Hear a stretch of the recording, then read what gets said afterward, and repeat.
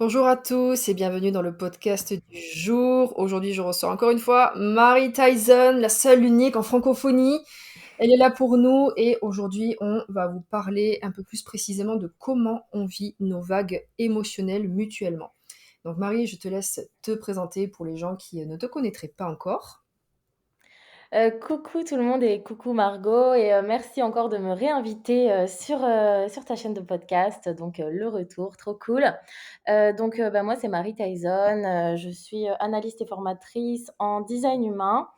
J'ai été formée par, l'école designhumain.eu entre autres et donc voilà, c'est mon activité, je vis, dans le design humain, à 100 on va dire, depuis, quelques années maintenant. Voilà, on est venu échanger sur, l'autorité émotionnelle parce que, bah, du coup, je suis manifesteur à autorité émotionnelle comme Margot. Ouais, c'est ça. Donc merci pour ta présentation. Marie, elle a plein d'offres que vous pourrez aller voir sur son site. Je vous mettrai en dessous du podcast le lien pour voir s'il y a des choses qui peuvent vous intéresser.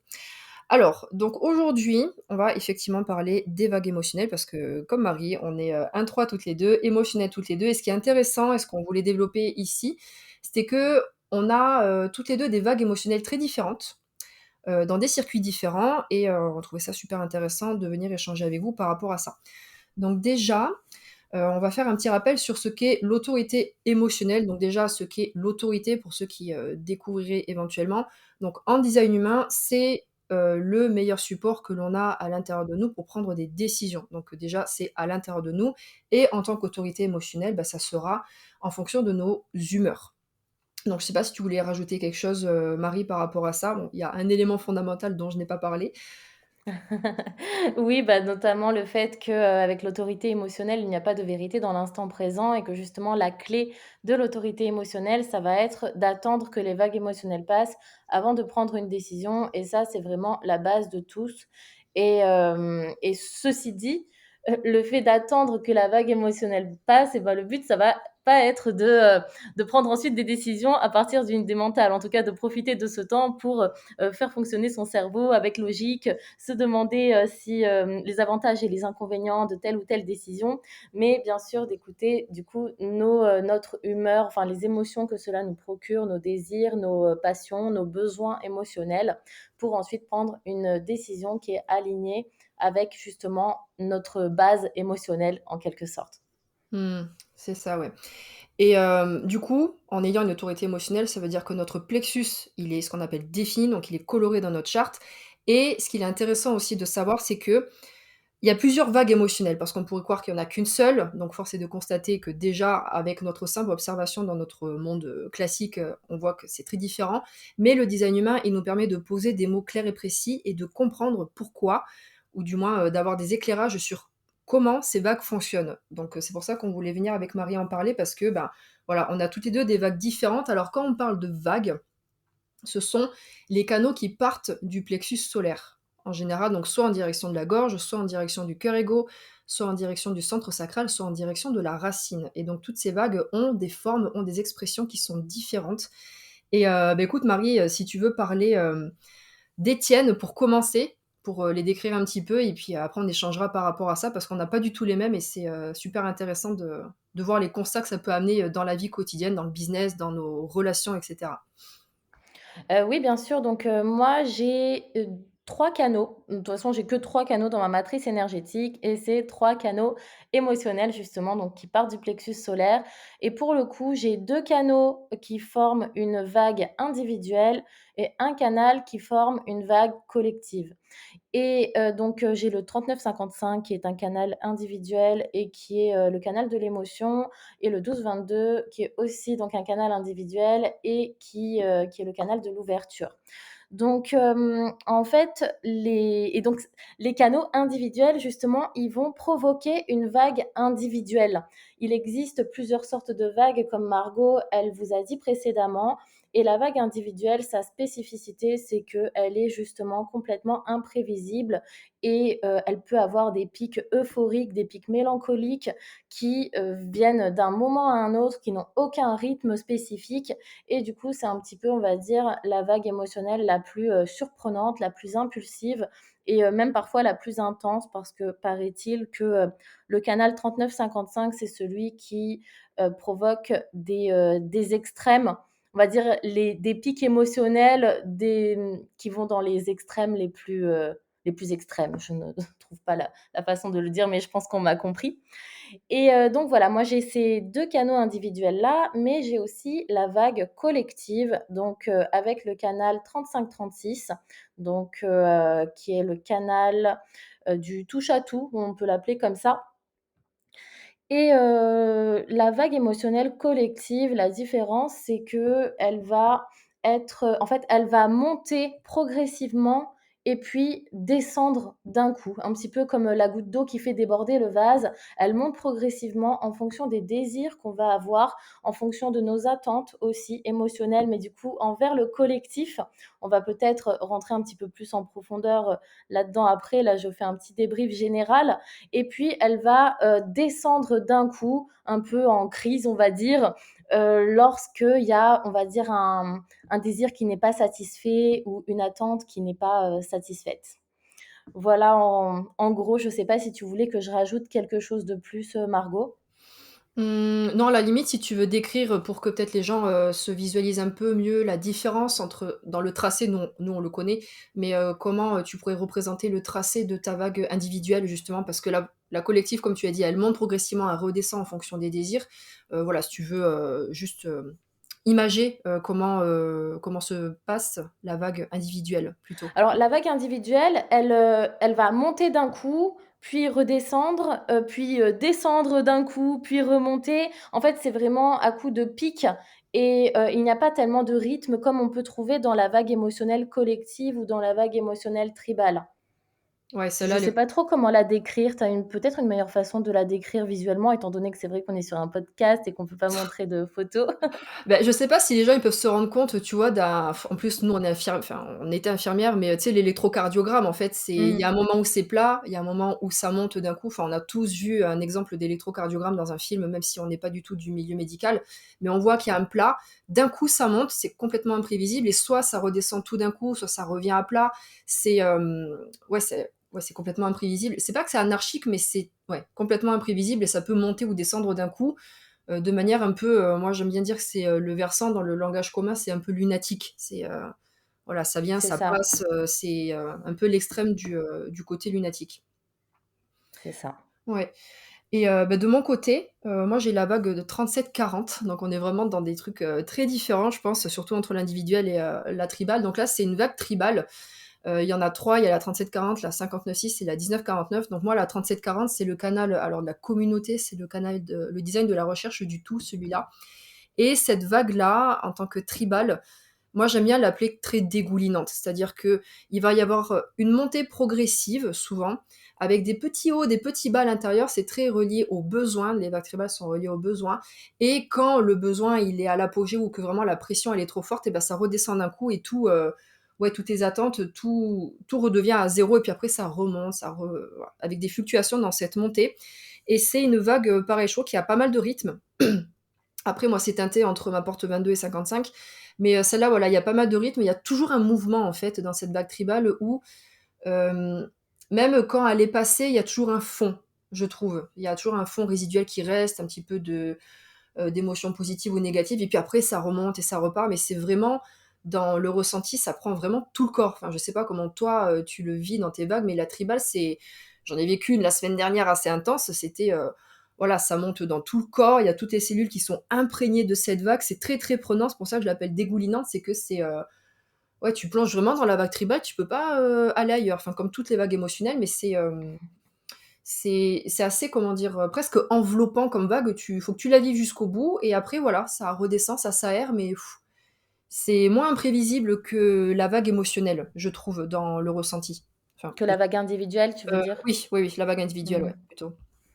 Mmh. Ouais, bah, en plus, c'est vrai que les canaux tribaux, donc la vague, enfin le canal 40-37, il est, notamment enfin son sens, c'est le toucher. Donc, quand tu me dis ce rapport au corps, je pense qu'il y a une cohérence par rapport à ça. Bon, même si moi aussi, hein, mes vagues, elles sont pas tribales, mais pour le coup, c'est pareil, hein, quand je suis dans l'émotion, quand je suis vraiment dans un pic émotionnel, bah, j'ai l'impression de le ressentir dans tout mon corps et d'être complètement envahie par ça et je pense d'ailleurs que même les personnes non émotionnelles, quand elles ressentent les émotions des autres de façon amplifiée, ça doit aussi se répercuter un petit peu comme ça. Ah oui, oui, de toute façon, ouais, ça, c'est bien un truc que le design humain m'a bien appris, c'est que c'était très relié au toucher et ouais, il y a peut-être un peu moins puissant que la 1949, mais en tous les cas, oui, il y a vraiment ce côté, on peut rassurer et on peut, faire apaiser la vague, juste en posant la main sur l'épaule. Là, c'est littéralement ça pour les vagues tribales, c'est excessivement relié au toucher, comme ça, ouais, clairement. Donc j'imagine un peu moins pour l'individuel que la tribale, pardon, que la collective, décidément, je vais pas y arriver. Oui, alors moi, je suis pas du tout dans le toucher pour le coup. Alors je sais pas si c'est en lien avec ça ou pas, mais c'est vrai que je le toucher, c'est pas du tout quelque chose qui m'apaise en général. D'accord, OK, super intéressant. Alors que moi, complètement ou pas du tout justement parce que ça peut être l'expression, Mmh. des 2. L'expression opposée, oui, c'est vrai. Oui, ouais, c'est ça. Donc après, en ayant découvert ces vagues-là, enfin toi, ouais, comment tu as appris du coup à les adapter à ta vie quotidienne, grâce au design humain? Enfin, qu'est-ce que ça a pu changer, dans ton quotidien de savoir, déjà que tu étais émotionnel et que tu avais des vagues avec, voilà, une forme spécifique et qui pouvaient se manifester d'une manière, assez précise?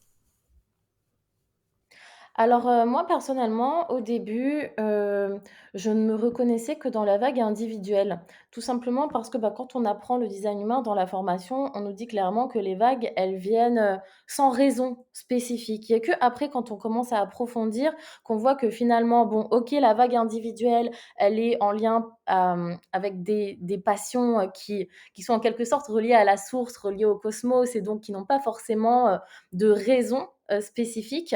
Alors que la vague collective, elle est quand même en lien avec nos désirs en fonction de s'ils sont satisfaits ou non par le «collectif» entre guillemets et du coup, je me suis connectée à ma vague collective plus tard quand j'ai pris conscience que, ah oui, mais la vague collective, il y a quand même peut-être une raison parce que, autant la vague individuelle, bah, c'était des pics vraiment où je me sentais submergée et tout ça à tout moment, heu, la vague collective, je la ressens désormais énormément, surtout quand j'ai un désir ou une attente, lorsque celle-ci n'est pas satisfaite justement. Et ce que j'ai constaté aussi, qui est peut-être valable pour, d'autres personnes et peut-être même pas forcément, des personnes émotionnelles, hein, mais en tout cas moi je le relie beaucoup à mes émotions, c'est que plus je vais avoir d'attente envers quelque chose, plus je vais mettre de l'énergie, en fait de l'émotion vers un désir justement, et bien, plus il y a des chances en quelque sorte que ça foire et que ça me déclenche justement une vague. En tout cas, moi, c'est ce que j'ai expérimenté,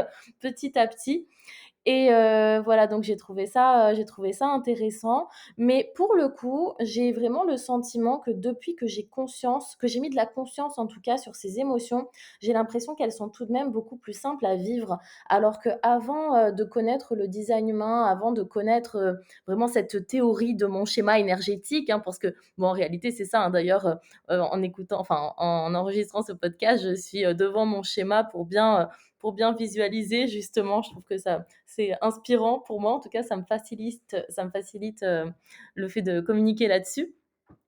Le fait rien que de mettre de la conscience dessus, de les comprendre et bien, je trouve que, on les vit quand même plus facilement et il y avait une phrase que Jacques Chapoutot, il disait, c'était, hem se comprendre, c'est se guérir ou quelque chose comme ça. Je sais pas si ça te dit quelque chose, Margot? Il le dit souvent même dans ses vidéos YouTube et j'ai l'impression qu'il y a vraiment ça, en fait. Des fois, rien que de mettre de la compréhension et de la conscience sur notre fonctionnement, ça dédramatise et ça permet de vivre les choses avec plus de fluidité et de légèreté, Ah notamment oui. les émotions. Ouais, ouais, complètement. Beh, c'est la compréhension guérit. Oui, ça, c'est vraiment une phrase, qu'il dit, très régulièrement et que je trouve qui fait énormément sens et finalement, tu as pu un peu, en quelque sorte, reconnecter à des désirs, vu que c'était, voilà, la vague collective à laquelle tu t'es connecté un peu plus tard. Est-ce que tu as pu mieux identifier, clarifier certains désirs où tu as pu, ouais, je sais pas, enfin, qu'est-ce que ça a pu t'apporter par rapport à tes désirs principalement ou les voir mieux? Bah, en fait, oui, ça m'a fait prendre conscience surtout, de mes désirs, mais en fait, je les avais, c'est juste que je ne les voyais pas et je vivais mes émotions en fonction des autres, en fonction de ce qui se passait dans ma vie et par rapport aux désirs que j'avais, mais sans mettre de conscience dessus. Mais, Mmh. mais c'est surtout qu'au début, j'avais du mal à comprendre que la vague émotionnelle collective, elle était vraiment en lien avec nos désirs et nos attentes envers les autres. Parce que c'est vrai qu'au début, quand on apprend le design humain, on nous dit un peu que, bah, les émotions, elles n'ont aucune raison, aucune logique, alors que j'ai l'impression qu'il y en a parfois une, alors qu'on ne comprend pas et que d'ailleurs, il n'est pas forcément nécessaire de la comprendre pour aller mieux et d'ailleurs, c'est même déconseillé, hein, de mentaliser l'émotion. Au contraire, il faut la vivre et la laisser nous traverser. Mais le fait de savoir que, bah, il y a quand même une logique derrière, la vague émotionnelle collective, ça m'a quand même fait prendre conscience bah, de justement de comment elle fonctionne chez moi. Mmh. Ouais. Bah, après, que les émotions n'ont pas vraiment de logique, oui, il y a des fois enfin, ça collerait peut-être plus avec, l'individuel quoi, à la enfin, moi je C'est le vois ça. plutôt comme ça où, oui, il y a des fois tu sors, ça sort, tu ne sais pas vraiment d'où, mais après, entre les besoins et les désirs, c'est quand même un peu plus concret. Enfin, de toute Ouais, façon, c'est ça. il y a moins ce côté muse, dépendant, c'est un peu plus, oui, comme tu dis, un peu plus logique, relié aux désirs, aux besoins, par rapport à tout ça, ouais. Mais c'est vrai Mmh. que je te rejoins aussi sur le fait de prendre conscience déjà qu'on est émotionnel et le fonctionnement émotionnel, enfin moi juste de pouvoir me dire que je n'ai pas de clarté dans l'instant, ça a été, très, très libérateur, pour moi parce que je sais pas comment toi ça se manifeste chez toi, mais quand tu vois, il y a un projet, il y a une idée, il y a un engouement, quelque chose, c'est le brouillard total. En plus, on a tête et agenda on définit toutes les 2, donc ça tu vois, ça brouille un peu l'esprit, tu pas du tout la clarté et quand j'échange des fois avec, des sacros ou des personnes qui n'ont pas l'autorité émotionnelle, à chaque fois pour eux, quand on leur dit: «Non mais on n'a pas de clarté dans l'instant», ils ne comprennent pas. C'est vraiment enfin c'est Mmh. typique à l'émotionnel où nous, on sait enfin ça fait sens quand on dit: «Non mais on n'a pas du tout de clarté dans l'instant et elle viendra un peu plus tard» et c'est vrai que mettre, de la conscience, de l'attention un petit peu sur comment elles fonctionnent, ça les dédramatise beaucoup, ça permet de les vivre mieux et pour ma part aussi, j'arrive beaucoup plus à plonger dedans, à beaucoup moins les diaboliser pour les reconnaître et le simple fait de les reconnaître, de la voir, de nager, presque à boire la tasse en fonction, du creux ou bas de la vague, elle repart d'autant plus vite après. C'est-à-dire que c'est moins un mood qui va durer Ou Ouais, qui va durer, après je te laisse parler, qui va durer peut-être, 10 jours, 1 semaine ou peut-être même plus. C'est vraiment enfin, je sais pas comment toi, au niveau de ton temps de vague maintenant, mais moi ce que j'ai constaté, c'est que ça peut passer de quelques heures au lieu de quelques semaines avant, juste parce qu'on a compris le fonctionnement, on a identifié ce qui nous trigue et cetera. On laisse le processus faire et en le laissant faire, en lui laissant cet espace-là, en laissant l'espace aux vagues, ça passe d'autant plus vite. Bah, c'est ça, moi aussi, j'ai vraiment l'impression que plus on résiste, en fait, et qu'on ne laisse pas cette vague s'exprimer, qu'on ne s'autorise pas à la ressentir, eh bien, plus ça va durer longtemps et plus ça va être presque douloureux, finalement. Alors que si on se laisse vraiment traverser, bon, ça peut être douloureux et très douloureux, malgré tout, hein, mais en tout cas, c'est comme si, bah, c'était plus dans la fluidité, en tout cas et comme tu dis, ça dure moins longtemps. Moi, c'est vrai que, ces derniers mois, dernières années, j'ai vraiment l'impression que mes vagues émotionnelles, enfin, ouais, ça comme tu dis, elles ne durent pas plus, d'une semaine. Enfin, tu vois? En tout cas, les moments vraiment désagréables, c'est, plus, ouais, dans les, quelques heures, voire quelques jours, plutôt qu'une semaine, 2 semaines, ou autre, quoi. Ouais, ouais, c'est ça.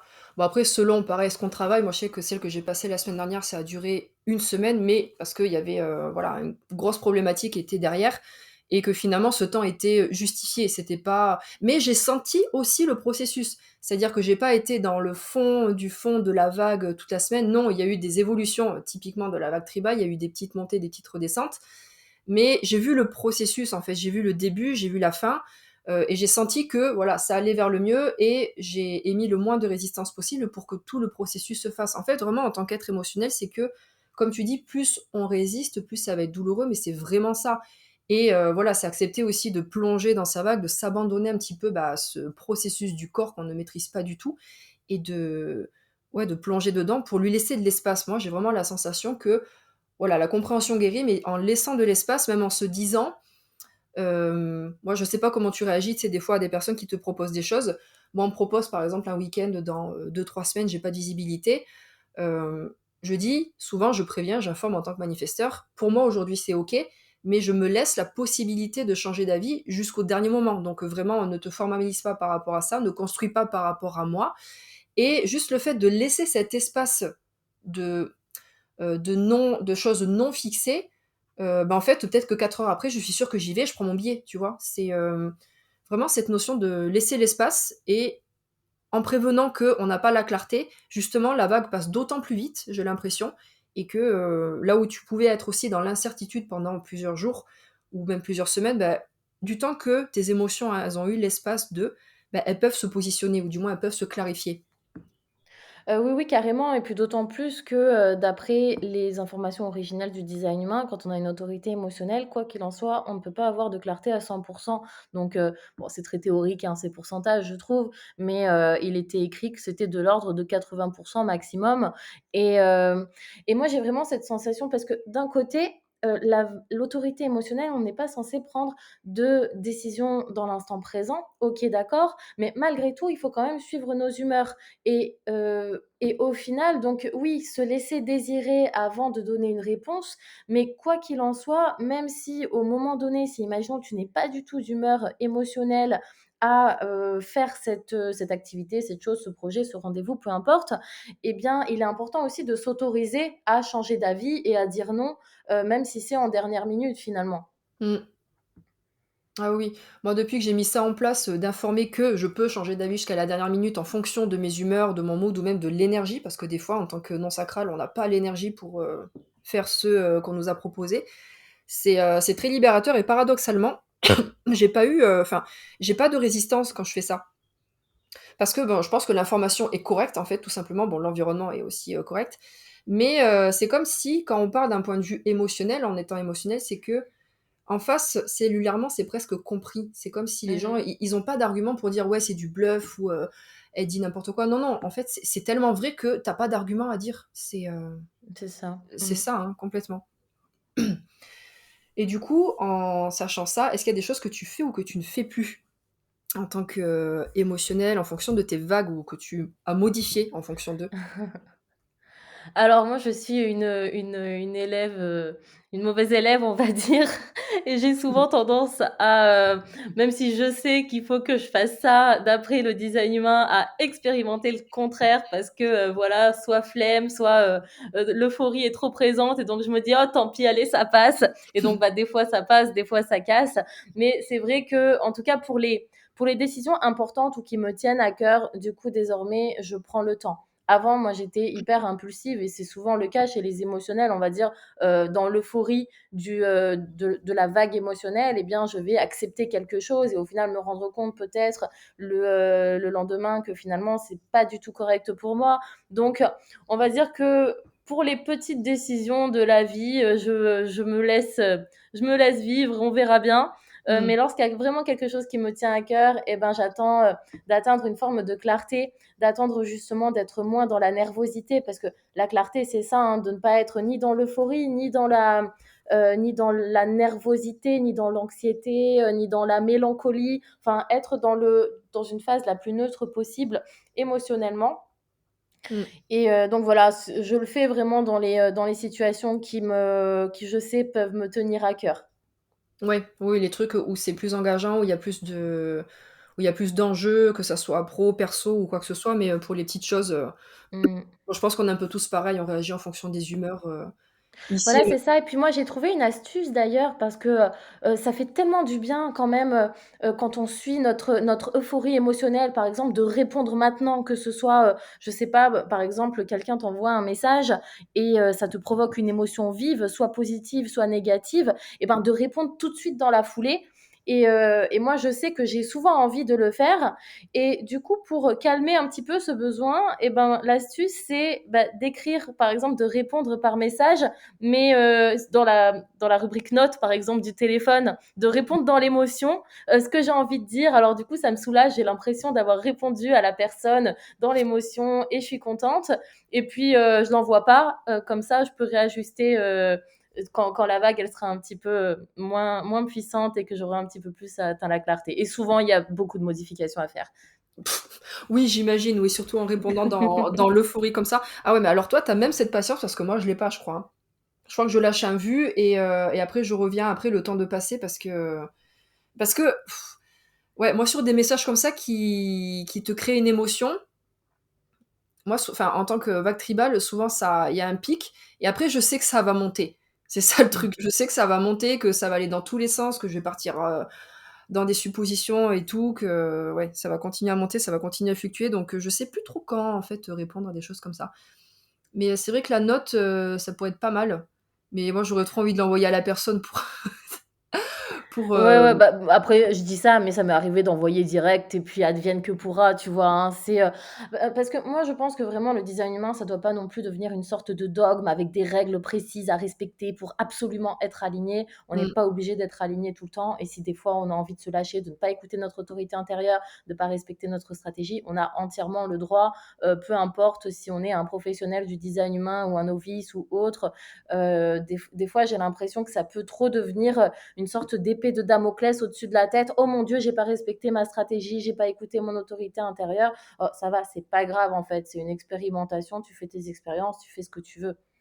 oui, oui, non, mais ça, pour ça, je te rejoins complètement. C'est que, idéalement, enfin, et à la limite encore, je dirais l'autorité émotionnelle pour essayer de pas trop foirer sa vie, c'est plutôt, comme tu l'avais dit, pour les choses qui ont un poids, qui ont des enjeux, qui ont de l'engagement, Mm. où là, bon, on va éviter de partir sur la première vague qui passe. Après, dans le quotidien, oui, enfin, on peut pas non plus être irréprochable et puis être tout le temps aligné. Enfin, c'est, c'est utopique presque, surtout en étant C'est ça. émotionnel où ça va aller dans tous les sens, ça va se contredire du jour au lendemain. Enfin, oui, bah voilà, on se contredit du jour au lendemain Et puis c'est tout. et puis c'est tout, voilà, c'est ça. En plus, on est manifesteur, on fait ce qu'on veut, voilà, c'est Quand on veut, c'est ça. exactement avec qui on veut, avec nos vagues émotionnelles. C'est ça et après est-ce que, bon rapidement pour en parler, est-ce que d'un point de vue business, toi ça a changé quelque chose? Est-ce que tu as mis en place des trucs, par rapport, à ce savoir émotionnel ou sans? Ouais, carrément. Alors, pareil, hein, des fois, je j'attends pas que la vague émotionnelle passe complètement avant de prendre des décisions ou autre. Toujours, on revient, enfin, en fonction de l'importance de la décision. Mais là, par exemple, j'ai un exemple, très récent, pour une collaboration avec une personne Mmh, et finalement, on était OK sur, ce qui allait se passer sur le projet, tout ça. Et d'un coup, elle me renvoie un mail et en me donnant plein d'autres informations et qui, sur le coup, me conviennent pas du tout. Alors, je suis dans l'émotion, il y a mon ego qui parle en plus parce qu'en gros, elle voulait que je lui donne de l'argent. Enfin, tu vois, c'était en genre, un service qui était censé être gratuit est devenu payant en plus, tout ça et mmh, donc moi, je l'ai pris contre moi. Je me suis dit: «C'est quoi ce revirement de situation?» Et donc j'étais prête à annuler la collaboration, «Allez, c'est fini, je m'en fous, je me débrouille sans elle», tout ça. mmh. Et finalement, j'ai laissé la vague passer et le lendemain, je me suis rendu compte que en fait, c'était encore mieux comme ça. Encore mieux que du coup, notre collaboration allait être d'autant plus professionnelle que, ça allait pouvoir, encore plus être fructifiant, comment on dit? Heu, enfin Ouais, voilà, en gros que ouais. c'était, beaucoup mieux et qu'en fait, elle avait eu une excellente idée. Donc on est passé vraiment d'un état émotionnel complètement, opposé, enfin, en tout cas d'un avis complètement opposé face à une situation, juste par la fluctuation des émotions, en fait. Ouais, non, mais c'est ça en fait que l'autorité émotionnelle, ce qui est un peu flou, je pense, pour les autres et c'est pour ça que les non émotionnels essaient de nous sauver, c'est que, durant non, mais c'est vrai, durant le passage, on a des perceptions de la situation qui sont parfois radicalement différentes, bah, telles que tu l'as décrit si bien en aussi Mmh. peu de temps. C'est Opposé. ouais, qui peuvent être opposés et que, c'est dans ce processus-là qu'on va le voir et c'est donc dans le temps. Donc, du coup, en tant qu'émotionnel, on est tout le temps pressé, mais avec, l'âge et l'avancée, on comprend que c'est dans le temps qu'on a la clarté et qu'on a surtout la sagesse émotionnelle aussi, d'avoir, voilà, ce temps et ces perceptions qui sont radicalement différentes et qui vont, toi, par tu l'as si bien exprimé, ça te fait voir les choses sous un angle complètement différent et reconnaître que, bah, en fait, c'est bien mieux comme ça. Donc c'est C'est encore ça. plus, gagnant pour toi. Donc ouais, le processus, il est hyper important pour, les êtres émotionnels de respecter parce que c'est vraiment de là c'est pas une question au-delà du temps, c'est qu'on a vraiment, la finalité de la bonne décision qui arrive dans le passage de la vague. C'est pas juste on se fait désirer parce qu'on est submergé. Non, c'est que vraiment la sagesse, elle vient durant tout le processus et ce processus prend, plus de temps qu'une réponse sacrale, certes, qui va être dans les quelques minutes ou, le splénique qui va être dans l'instant, ça c'est sûr. C'est ça. Mmh. Beh, écoute, après est-ce qu'on parle un petit peu des thèmes des canaux qui, nous définissent? Parce que, toutes les 2 en fait avec Marie, ce qui est intéressant, c'est qu'on a les 3 canaux manifesteurs. Donc, moi, c'est pas un canal émotionnel que j'ai, c'est un canal égo. Mais, voilà, on a les 3 canaux émotionnels, enfin les 3 canaux manifesteurs à toutes les 2. Donc je trouvais ça assez intéressant. Donc, beh, si tu veux parler un petit peu des tiens ou comment tu les vis? De mes canaux émotionnels manifesteurs? Ouais. Oui, bah, alors comme j'ai dit tout à l'heure, j'ai le canal, 12-22. Donc le canal 12-22, c'est le canal de l'ouverture avec, la porte 22, c'est la porte de la grâce et la porte 12, c'est la porte de la prudence. Alors comme on disait tout à l'heure, c'est, il provoque une vague individuelle, qui est assez passionnelle, mais en même temps, c'est un canal aussi qui est dans l'empathie et qui a une façon assez gracieuse et douce, en fait, de dire les choses. Ce qui fait que, au niveau des émotions, parfois, il peut se passer des émotions très intenses, mais en même temps, en général, le canal 12-22 est tout à fait capable de cacher ses émotions. Dans le sens où, une personne est là, enfin, assez, enfin, ne montre pas spécialement d'émotions alors qu'il se passe un volcan à l'intérieur d'elle. Et Mmh. c'est vrai qu'en tant que manifesteur, du coup, c'est quelque chose qui peut être très impactant, notamment chez les personnes qui sont non émotionnelles, parce que ben, elles ne voient pas d'où elle vient en fait l'émotion. C'est quelque chose du genre de très puissant, des vagues émotionnelles très puissantes, bah, les vagues individuelles qui Mmh. débarquent comme ça d'un coup sans prévenir de façon totalement impulsive. Et en plus, la personne, elle a son masque comme si elle ne ressentait aucune émotion. Et moi, je l'ai expérimenté dans une relation bon, toxique, hein, on va dire le mot bateau, on va dire, Ouais. pour définir ce genre de relation dans laquelle, bah, justement, mon compagnon, il avait, le centre du plexus solaire ouvert Mmh. et c'était vraiment très violent, autant, verbalement que physiquement et du coup, moi, je prenais énormément sur moi et donc parfois quand il y avait des choses, en fait, qui me provoquaient des émotions eh bien, je ne disais rien et je faisais vraiment je pense que personne ne pouvait voir, en fait, que je ressentais des émotions. Je restais complètement, statique et lui, il pétait un câble tout à coup, Mmh. alors que je n'ai rien dit, pas bougé d'un cil et que je suis, par exemple, on est devant la télé et juste il dit une phrase, qui me provoque de l'émotion ou autre, eh bien, tout à coup, il se levait, il cassait tout dans la maison. Alors que je n'avais rien dit, pas bougé, tout ça et donc moi, je me disais: «Mais il est complètement fou» et en fait, en découvrant le design humain, parce que, ben, je lui ai quand même demandé son design, ça m'a permis de comprendre des choses, Mmh. c'était hyper révélateur, en fait, justement parce que, bah, il ressentait mes émotions de façon amplifiée et je me rappelle que dans ces moments-là, je ressentais des vagues émotionnelles très, très, très puissantes et Mmh. lui, s'il le ressentait de façon amplifiée, il savait même pas pourquoi. Il se levait, il cassait tout dans la maison, il était incapable de me dire pourquoi, en fait. Et du coup, ça, j'ai trouvé que c'était, en tout cas, vraiment très intéressant et avec cette porte 12 notamment qui est capable de cacher le le chaos émotionnel qui peut se passer, en arrière-plan. Ouais, il est fort, hein. Franchement, ce canal-là, il est, surprenant, je trouve. Ouais et du coup oui et du coup, le 2e canal émotionnel, manifesteur que j'ai, c'est le 35-36 avec, bah, du coup, la porte 36 qui est la porte des crises et la porte 35 qui est la porte du changement. Alors, ce canal-là, moi, je l'ai beaucoup ressenti. Bah, c'est le canal du touche à tout, hein, qui a tendance à ch selon des émotions, selon ses désirs justement, à, expérimenter énormément de choses et notamment, bah, dans les, relations aux autres et bah, moi, c'est vrai que, bah, dans ma vie, en plus, j'ai une ligne 3 hein, pour le coup, donc c'est aussi la ligne la plus expérimentatrice. Mais c'est vrai que pour le coup, bah, j'ai, touché à tout, j'ai fait énormément de métiers différents, j'ai eu plein de passions différentes. Ça a été vraiment très, très mouvementée finalement ma vie et justement parce que cette porte 36 des crises, elle est capable en quelque sorte, elle fait des crises émotionnelles lorsqu'une situation ne lui convient plus émotionnellement, Mmh. lorsque ses désirs, par exemple, ne sont pas satisfaits. Donc elle est capable de faire une crise et de tout bouleverser dans sa vie, que ce soit au niveau amoureux, au niveau du boulot, au niveau, des passions, peu importe. Et c'est ça qui fait qu'elle est, vraiment dans le, touche à tout, dans le changement, et elle a tendance à expérimenter beaucoup de choses en fonction justement des émotions que ça va lui procurer et des désirs qu'elle va ressentir. Mmh. Ouais, super Et en intéressant. plus, vu que c'est un canal manifesteur, pour le coup, bah, il est vraiment conçu pour prendre des initiatives en fonction justement, bah, de ses émotions, de ses crises, de ses désirs, tout ça. En attendant que la vague passe, bien évidemment, ce que je n'ai pas toujours fait.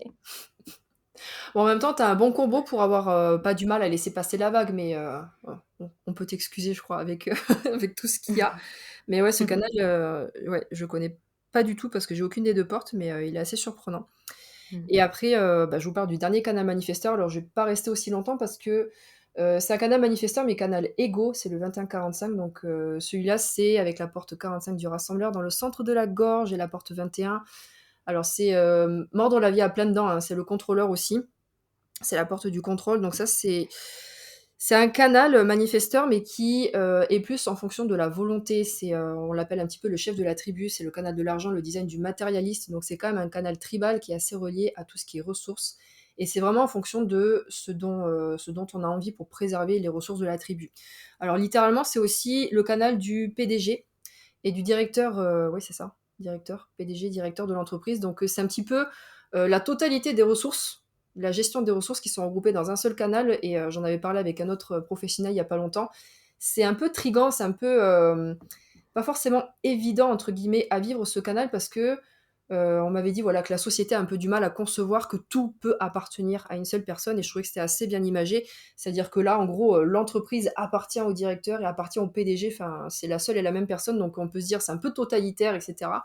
Donc il y a vraiment ce côté, assez contrôlant qui est là, présent avec la porte 21 malgré tout, qui fait son taf, hein et c'est vraiment en fonction de ce qu'on a envie. Donc là, moi, vu que je suis pas définie émotionnellement dans mon schéma conscient, c'est vrai que la plupart du temps, quand j'ai pas la clarté sur mes émotions, je me demande: «Est-ce que j'ai envie de le faire?» ou est-ce que, voilà, il y a l'élan de la volonté, pardon, avec le cœur égo qui est défini, qui, est-ce qu'il est là ou pas? Et vu que ça communique avec le 37-40, le temps que ma clarté arrive, je peux déjà à peu près, avoir une idée en fonction de la volonté avec ce canal et qui est là, bah, pour, comme tu l'as dit si bien, prendre des initiatives en fonction de la volonté pour préserver les intérêts de la tribu. Donc la tribu, c'est qui est comme moi, c'est pas forcément, que la famille ou quoi et qui peut être assez tourné sur la matérialité, pas forcément sur, l'appât du gain à tout prix, mais c'est vraiment être relié au corps, à la matérialité, à l'aspect matériel des choses. Puis en plus, étant ligne 3 et en ayant 8, la ligne 3 elle est très, très reliée au corps, à la matérielle, à l'expérience, physique, hein, finalement. Donc ce sont 2 potentiels qui se voilà, en tous les cas, qui fonctionnent pas trop mal, tous les 2. Donc heu, donc voilà pour, nos petits canaux. Et Donc du coup, avant de clôturer, on va vous parler donc du un des canaux donc forcément que nous n'avons pas en tant que manifesteurs avec, Marie, c'est le canal 59-6. Donc lui, c'est aussi un canal tribal, donc il fait partie de tout le circuit tribal, mais qui a la particularité, c'est qu'il regroupe toutes les vagues. Donc c'est je pense que tu vas mieux le décrire que moi, c'est vraiment un canal qui moi j'ai une amie qui l'a et j'ai mon père qui l'a aussi. Alors, je vois avec ces 2 personnes, celui qui l'utilise correctement et celui qui ne l'utilise pas correctement. C'est vraiment un canal, je trouve, bah, alors déjà qui est assez axé sur les conflits malgré tout, on va pas se mentir. mmh. Parce qu'il y a quand même la porte 6 de la friction et la porte 59 de la sexualité. Donc, l'un et l'autre forcément sans vouloir faire de mauvais jeux de mots, s'emboîtent bien. Et je sais que chez ma pote qui l'a, il y a vraiment ce côté très teasing, très, on va chercher l'émotion, on va la provoquer et puis au final, pas forcément pour arriver à quelque chose de physique avec la personne parce que, voilà, c'est pas non plus le but.